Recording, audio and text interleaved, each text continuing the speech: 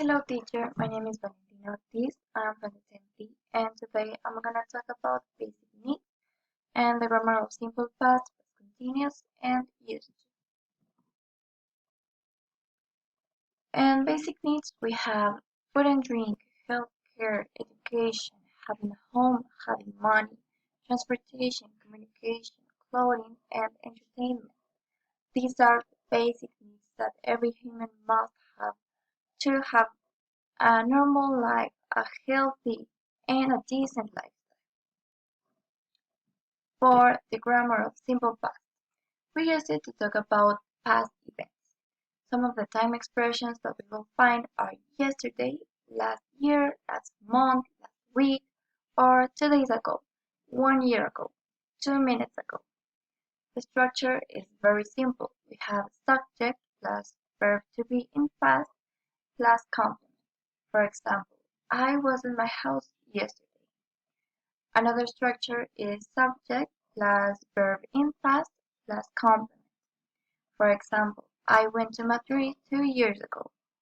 In past continuous, we use it to talk about actions in progress that happened in the past.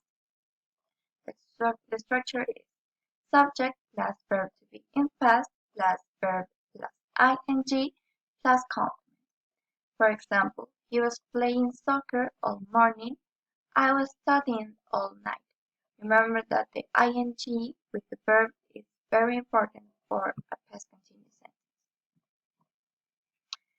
In used to, we use it to explain something that you used to do it in the past, but in the present you don't do it anymore. The structure is subject plus used to plus verb in its base form plus complement. For example, I used to go to piano classes when I was younger. I didn't used to go to piano classes when I was younger. Did you used to go to piano classes when you were younger? Remember, when we have the auxiliary did, we just use in its base form. We don't add the d at the end. And lastly, we have some examples. We have three sentences per each grammar.